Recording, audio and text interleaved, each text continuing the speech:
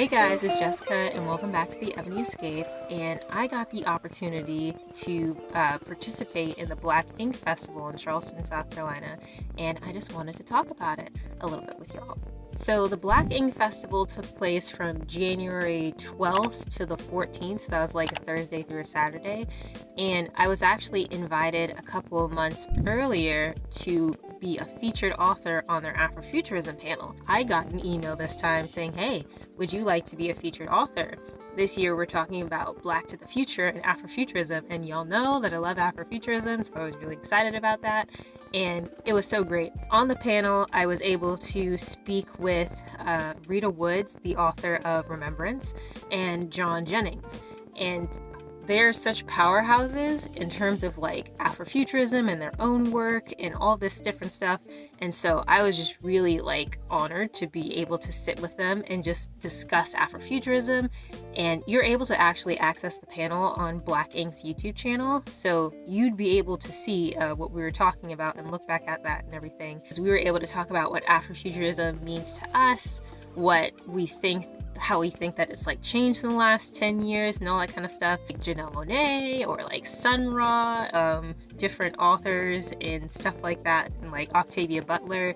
And I talked about how I only got to really know her work when I was in college, and I didn't know she existed until I was in college. And so we talked about a lot of different amazing ways that people can like access Afrofuturism and what that means for the world today, and how it's not necessarily like an undercover indie thing anymore, and especially like with Black Panther and other productions and stuff like that. But I think that it's important because to me, Afrofuturism encourages the idea of discussing the possibilities and impossibilities of Blackness. Like, you know, whether you want to embrace being a Black nerd or whether you want to talk about Black people with superpowers, I think that Afrofuturism basically just gives us a way to like embrace us being ourselves as Black people, and also for other people who are not Black but just enjoy it can just like be allies and like empathize and also think it's cool. So we were talking about that on the panel, and that was the first panel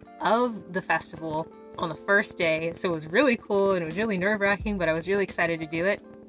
And I was actually able to meet Rita in person at the reception the next day. So we had like an intimate kind of like reception at the Avery Research Center in Charleston, and we were able to sit and talk and meet other authors, and we had like a great time, and it was so fun. And I'm so happy that I got to meet Rita and talk and everything. We had a really great time, and it was really great talking to John as well because of all the different work that he's done. Professor, and he is a best-selling author as well, a curator, a graphic novelist. He's done so many amazing things. When they were talking about making Kindred a graphic novel, and I was like, oh my gosh, this is the guy who did Kindred as a graphic novel, because I remember I read Kindred, and I remember when it was like in book news or something, they were saying, oh, it's gonna be a graphic novel, and I was like, oh my gosh, I'm talking to the guy who did this.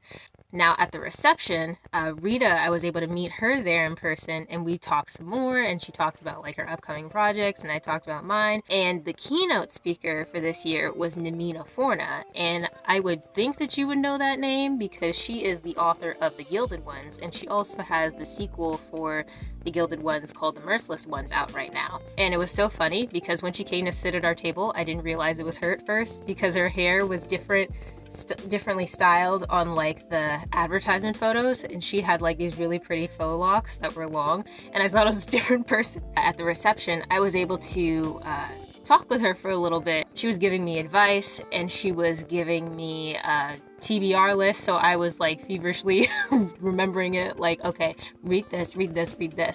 And so I was really excited to meet her and be able to have like that talk with her, so that was awesome. The day after that was the actual book fair, and they had us in this really big hall, and we had different tables set up, and you could like just go around and meet different authors. So I was like getting business cards, and I was making conversation and talking with people.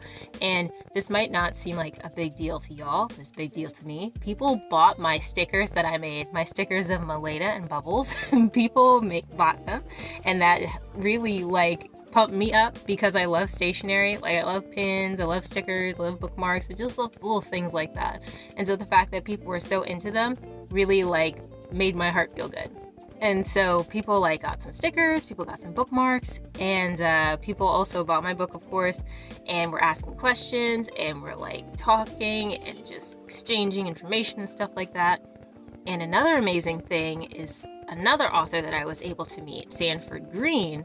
He is also amazing. He has this graphic novel called Bitterroot, and it is essentially like Harlem Renaissance times, Black people who are monster hunters. So and it's becoming a movie as well. And so that is amazing. And we got to sit and have like a conversation. He's also a professor, so he was giving like advice and like teacher vibes. And another author that I met that was so nice and so helpful to me and so encouraging was Niue Kuron. And we met at the reception the day before. And I just kind of like came over and like said hi, and we were talking about writing, and I got her book as well. And she basically kind of like helped me get the nerve to talk to Namina, because I was excited about like talking to Niue because she was like giving really fun vibes and we were like connecting and everything. But she kind of like became my friend that instant and was like, girl, come on, let's go talk to her. Can't hurt. And she really helped me to like come out of my shell and just reach out and talk. And so I really appreciated her, and she was really fun to me. So I got her book as well, and I'm really excited about it. And it came with like some merch and some swag and bookmarks. And so I'm really excited to read that. So I've got a nice little stack of books. At the book fair as well, I was able to talk to Namina again, but one thing she said that I really loved personally when I was talking to her was that she was saying to remember the boundary between work and personal life.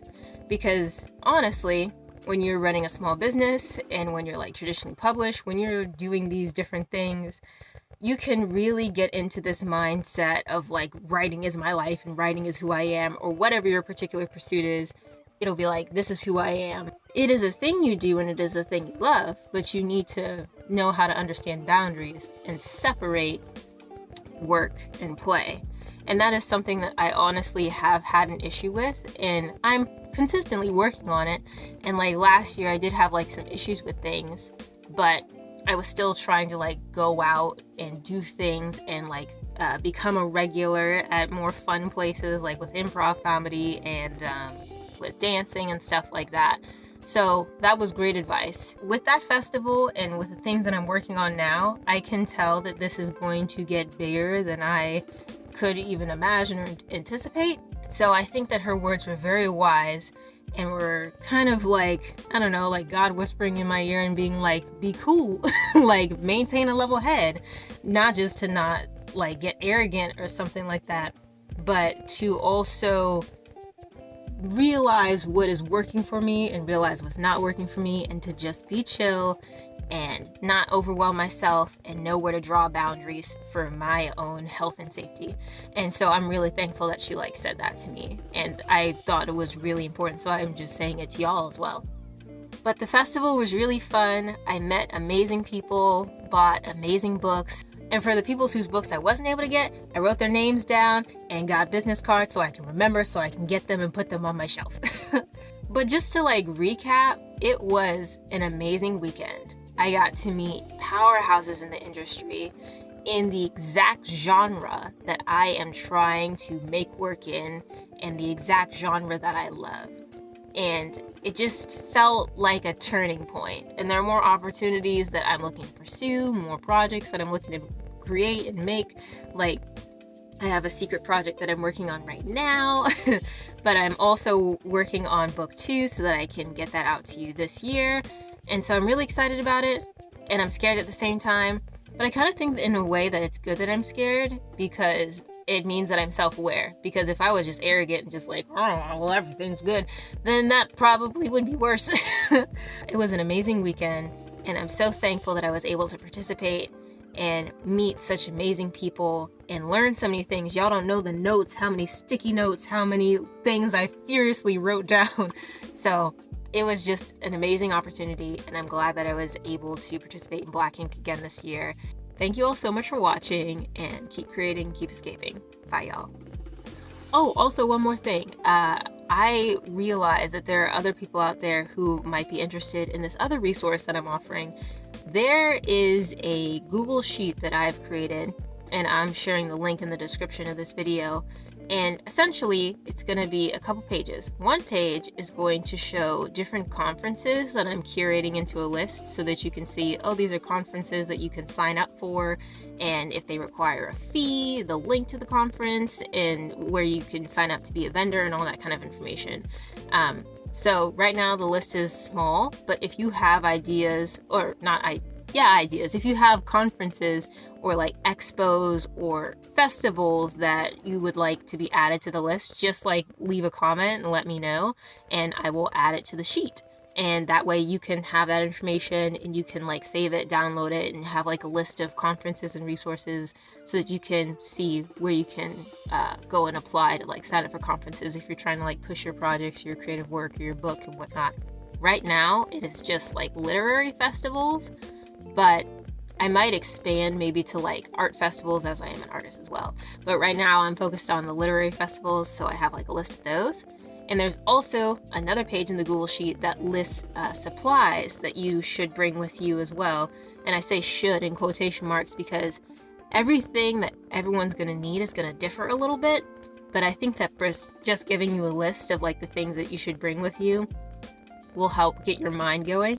I just wanted to share that with you as well because I thought it would be helpful. And I know that I would have definitely appreciated it if someone was just like, oh, here's some resources. So I'm just giving them to you just because I can.